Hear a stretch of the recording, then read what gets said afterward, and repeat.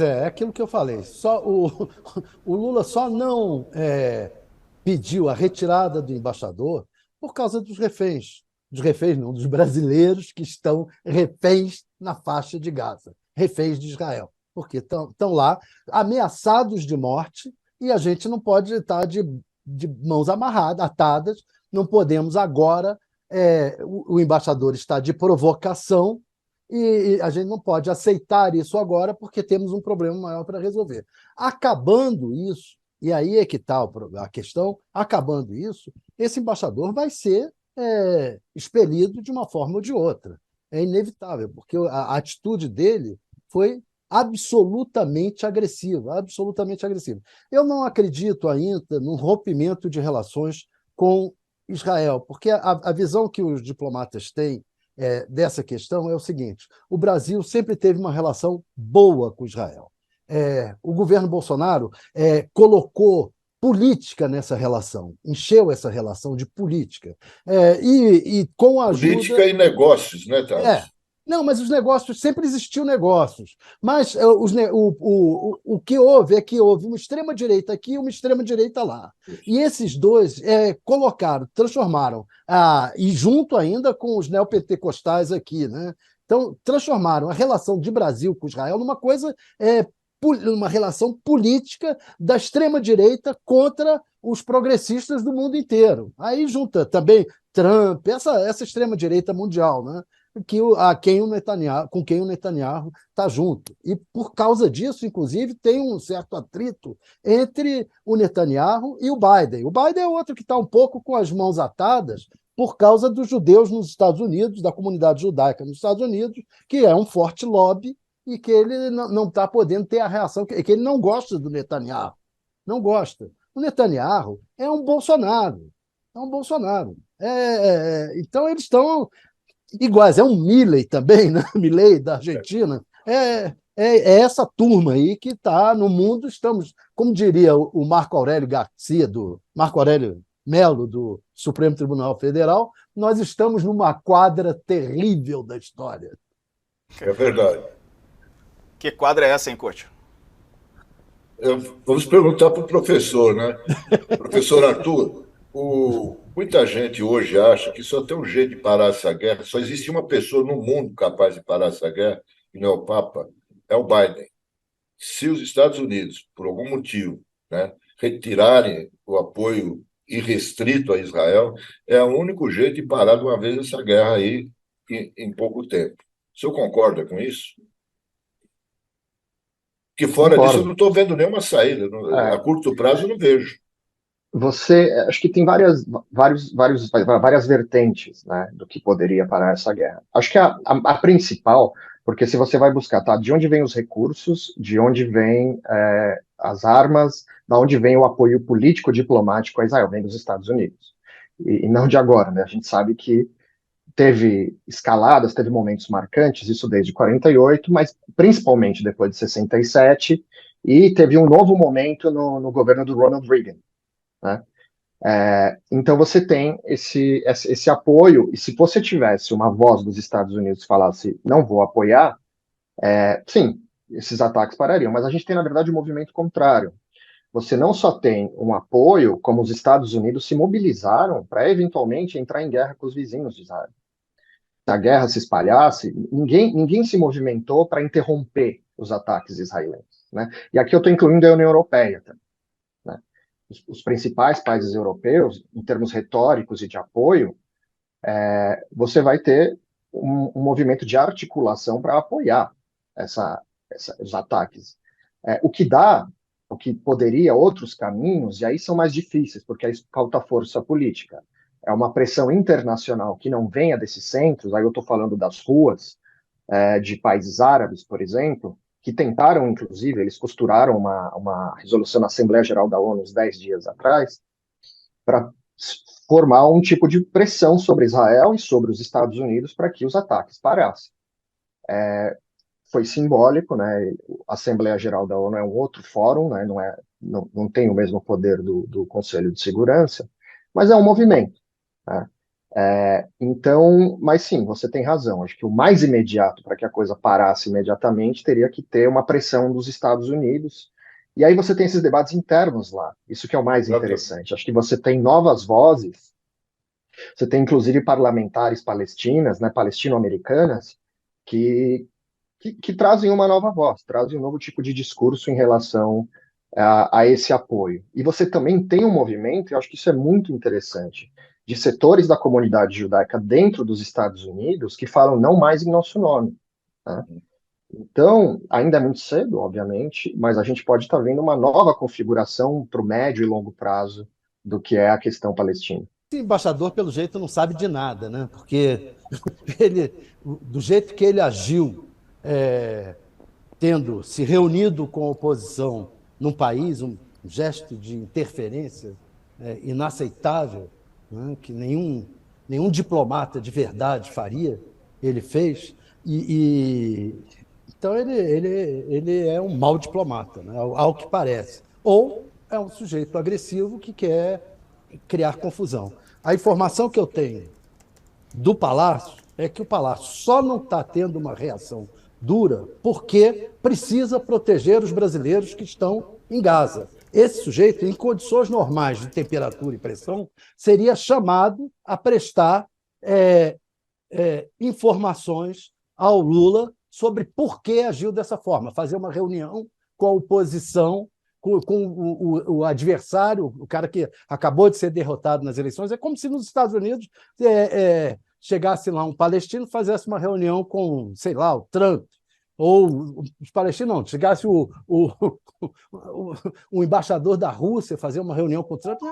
São coisas que o cara tem que ter certa consciência, né? E esse aí não tem. E é por isso eu acho que beira o cinismo. Esse tipo de afirmação é cínica. Não sei. Como é que o embaixador de Israel não sabe? Não tem informações do país dele. E aí a presidente do PT, Gleisi Hoffmann, viu, pessoal, ela rebateu as declarações e o encontro também mencionado pelo Tales.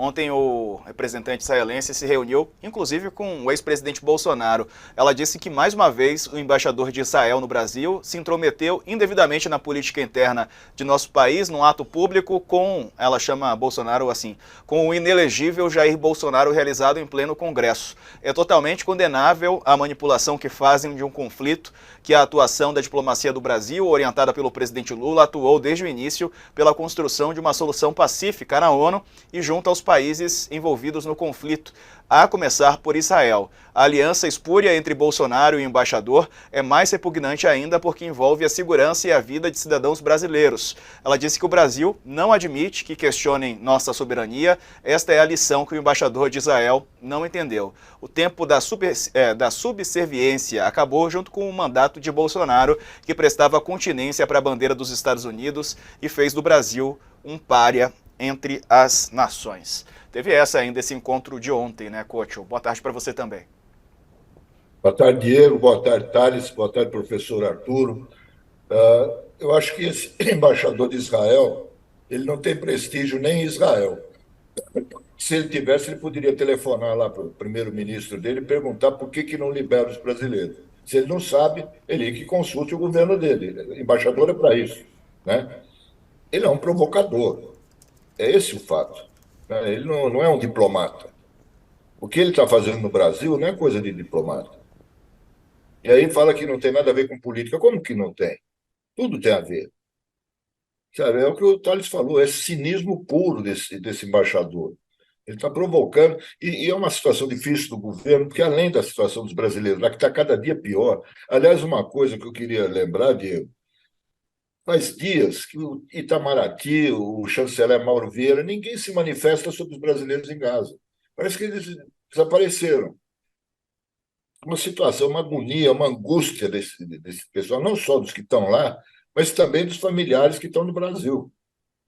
Está todo mundo sem informação. Pelo menos informações eles poderiam dar.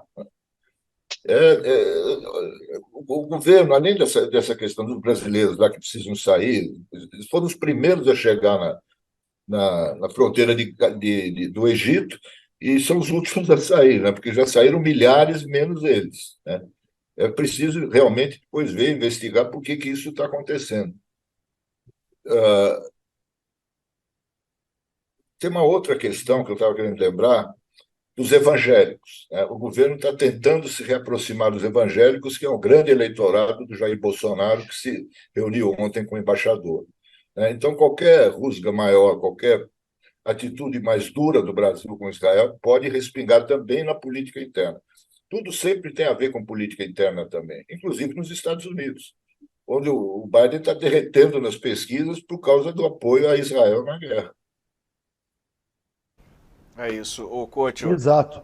Tem que acrescentar uma coisa a mais. Esse embaixador lançou suspeitas. O Brasil, a Polícia Federal, acabou de prender suspeitos de estarem sendo arregimentados pelo Hezbollah, e ele vem lançar, declarou que se eles vieram arregimentar aqui, é porque alguém deve estar ajudando. Ou seja, lançando suspeitas de envolvimento do Brasil com o Hezbollah, que é uma loucura, uma estultice completa. Esse cara pode estar certo, Diego, acabando a situação dos reféns e melhorando, diminuindo um pouco o burburinho em torno da guerra, o Brasil vai mandar retirar ele daqui.